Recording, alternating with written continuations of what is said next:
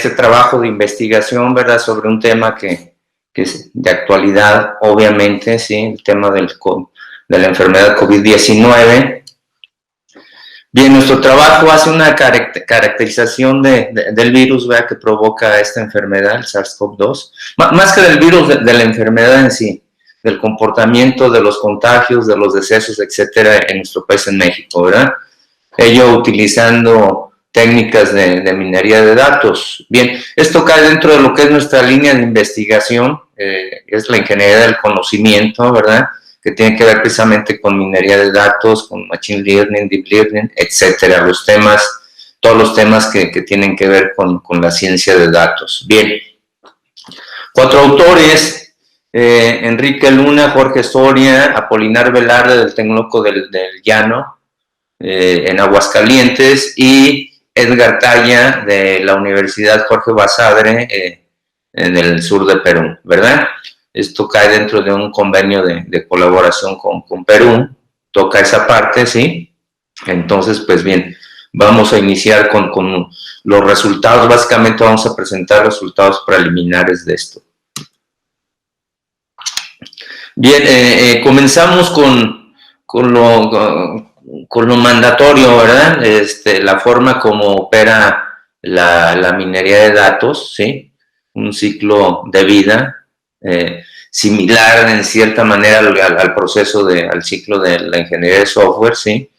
En el sentido de que tiene etapas perfectamente bien definidas, y estas pueden llegar a ser cíclicas hasta llegar propiamente a la explotación de los datos, ¿verdad? Entonces, básicamente, en el diagrama observamos, ¿sí?, lo que es pues entender el contexto del problema, en este caso, la enfermedad COVID-19, y hacer el análisis de datos a que haya lugar, ¿verdad? Esos datos normalmente, pues hay que formatearlos, hay que limpiarlos, hay que hacerles un tratamiento a fondo para poder explotarlos. Eso cae dentro de la etapa de preparación de los datos, ¿sí? Dejarlos en un formato específico para que puedan ser utilizados y, por supuesto, carente de errores. Bien, esos datos, una vez que ya están listos para ser explotados, pues con base en ellos se comienza a experimentar, a generar modelos, ¿verdad? Esta es la parte quizás más importante, junto con la preparación misma, ¿verdad? Porque de los modelos es donde se sale el propósito, ¿verdad? Es donde se aborda el propósito en sí de la investigación, que en este caso es la predicción del comportamiento, ¿verdad?, a futuro de la enfermedad COVID-19, ¿sí?, de cuál es su evolución. Bien, estos modelos, pues, como todo, hay de modelos a modelos, malos modelos, buenos modelos. Para eso tienen que sufrir una evaluación. Cuando tienen, obviamente, una buena evaluación, pues son modelos que están arrojando propiamente conocimiento, que de eso se trata esto, ¿verdad? Y ya esto ya se puede ser explotado, ¿verdad? Ya puede ser explotado una vez cuando se tiene este conocimiento. Y en medio de todo esto, pues viven los datos mismos. Obviamente es la materia prima.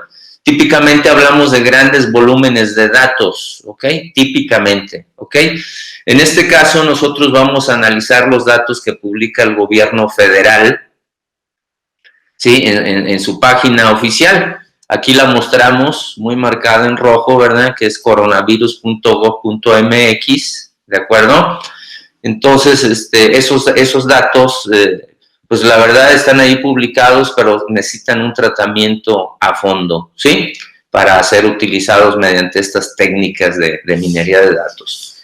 Bien, entonces, digamos que de momento nosotros ya tenemos esta parte, la preparación de los datos, incluso ya tenemos algo de esto, del modelado, la evaluación y la explotación misma, ¿ok? Entonces, pero sobre todo vamos de momento a centrarnos en la preparación de los datos. Bien, nosotros ya tenemos los datos, nuestra base de datos ya bien estructurada, y para esto utilizamos una de las muchas herramientas que hay hoy en día para para la extracción de conocimiento, ¿sí? Entonces, particularmente una muy popular que está libre en la red es Weka, de la Universidad de Waikato en Nueva Zelanda, ¿verdad?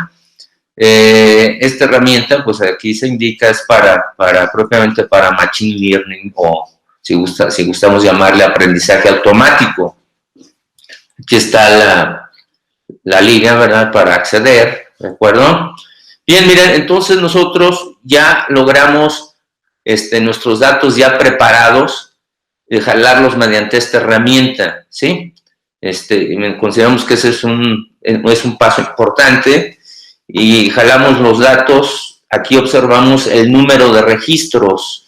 Cabe señalar que nosotros hicimos un análisis de datos porque el gobierno federal continuamente está refrescando la información. Tuvimos que hacer un corte. Recordemos que la fase 2, ¿verdad?, que cuando comenzaron propiamente los contagios fuertes, vamos a decirlo así, en México, fue el 24 de marzo.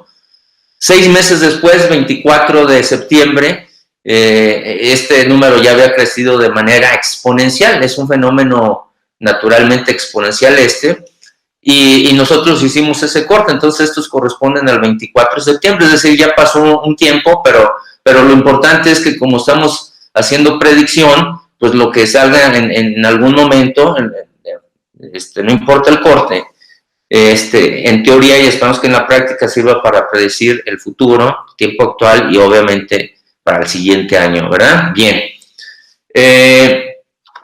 Nosotros entonces tenemos jalamos aquí, se observan las variables, ¿verdad? Tenemos 1.048.575 casos, personas, ¿sí?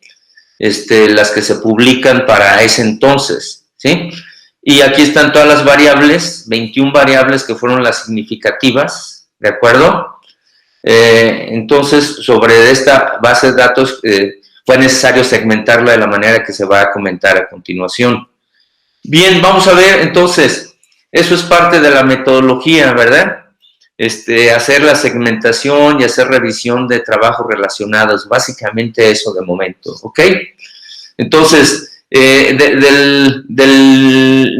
más de 1 millón de casos publicados de personas, la primera identificación que se hizo, segmentación, pues fue esta barra azul que corresponde a los casos positivos, la roja corresponde a los casos no positivos, y una pequeñita que se observa aquí es a los que están todavía pendientes del resultado. Entonces, obviamente, el segmento importante es esto. Entonces, es sobre el que vamos a trabajar, que son 703.742 casos, que definitivamente es un conjunto bastante considerable de datos, ¿ok? Bien, nosotros hacemos una caracterización así rápida. Nosotros podemos ver que esos 700 vamos a cerrarlo en 700,000 casos, se parte casi por mitad, ¿ok? Casi por mitad entre mujeres, que es esta barra azul, y hombres, que es esta barra roja. Pero la situación cambia cuando hablamos de fallecimientos, de decesos. Aquí esta azul corresponde a mujeres y esta azul y esta roja, perdón, corresponde a hombres. Entonces, en esta observamos que el contagio entre hombres y mujeres va más o menos a la par, pero los decesos claramente va casi por cada mujer que mueren 2 hombres, o mueren 1.8 hombres, para ser más precisos, ¿ok? Bien, entonces son datos que empiezan a salir ahí de manera muy inmediata, ¿sí?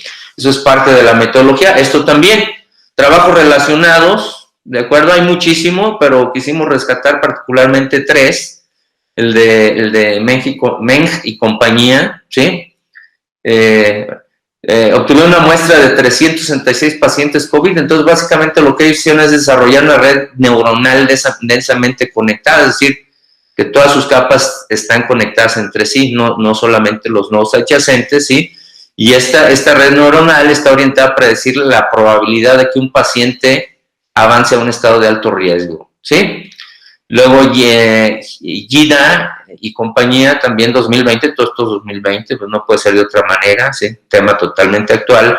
Toman una muestra de 566 personas en áreas rurales, ¿sí? Y con esta muestra ellos generan un DCS, es decir, un sistema de decisión orientó al diagnóstico temprano de la enfermedad COVID-19 a través de placas de rayos X, básicamente, y ellos hacen un análisis de imágenes de rayos X, ¿verdad?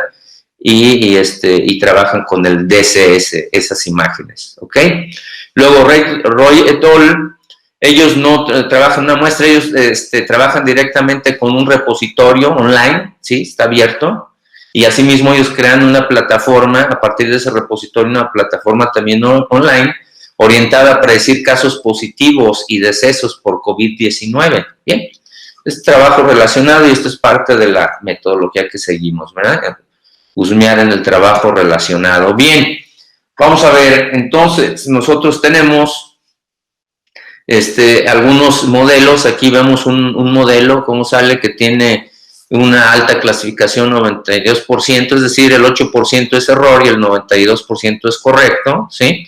Son modelos que llevaron bastante tiempo de procesamiento, definitivamente, dado el conjunto de datos, ¿verdad? Pero son de los modelos que hemos logrado rescatar más, ¿sí? Esto se generó con el clasificador par de Weka, que trabaja en el fondo el algoritmo C4.5. Bien, aquí tenemos algunas reglas, ¿sí? Muestra de reglas, aquí es como las arroja el sistema, y si las interpretamos, por ejemplo, esta primera regla dice, involucra en principio a 42% de los casos positivos. Eso es muy significativo, ¿sí? Y solamente el 0.1% están mal clasificados. Esta regla lo que dice es que una persona con COVID-19 sin mayores padecimientos, como neumonía, como una enfermedad crónica renal, diabetes, o en su efecto EPOC, enfermedad pulmonar obstructiva crónica, sin problemas saldrá adelante en la enfermedad siempre que no tenga más de 43 años. Esta es una regla que se cumple a nivel nacional, interesante, ¿ok? Una segunda regla indica que cuando un paciente, hombre, mayor de 48 años, es intubado, su enfermedad se complicará hasta la muerte. Eso es un hecho, ¿de acuerdo? Bien, aquí tenemos más resultados, ¿ok?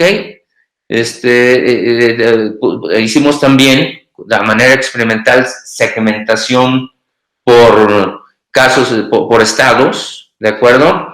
Y, por ejemplo, particularmente aquí vemos en la gráfica, esto obviamente la Ciudad de México, el más alto, contribuye con el 20% de los positivos, del Estado de México 7.9%, pero llama la atención el Estado de Guanajuato, que es el tercer lugar en contagios, aun cuando no es de las entidades más grandes, ¿verdad? Está por encima de Jalisco y Nuevo León, por ejemplo, o de Veracruz, ¿sí?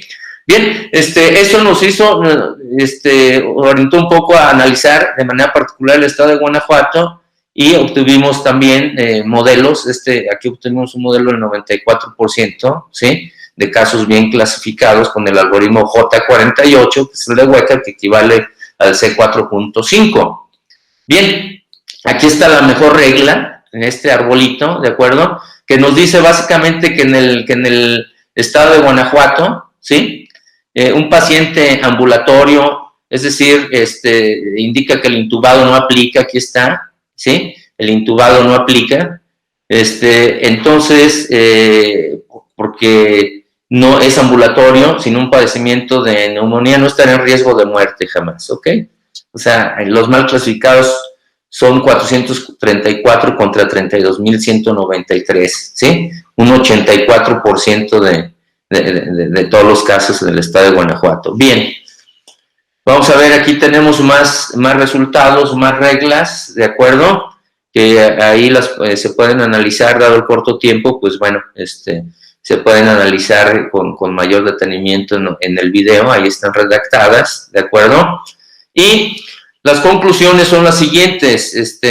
Construcción, se logró la construcción de diferentes modelos para extraer conocimiento de los datos que publique el Gobierno Federal de México sobre la enfermedad COVID-19. Los modelos fueron construidos básicamente con modelos de clasificación mediante algoritmos C4.5 y evaluados con la técnica de validación cruzada, cross-validation, ¿sí?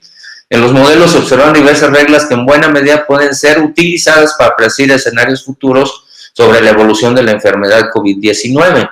Como trabajo futuro, se tiene considerado construir modelos de predicción más robustos mediante el uso de redes neuronales artificiales. Bien, aquí están las referencias de los trabajos que se comentaron y una más que habla de la primera del algoritmo C4.5, ¿verdad? Y los agradecimientos al Tecnológico del Llano Aguascalientes y a la Universidad Nacional Jorge Basadre Grohmann de Perú, ¿sí?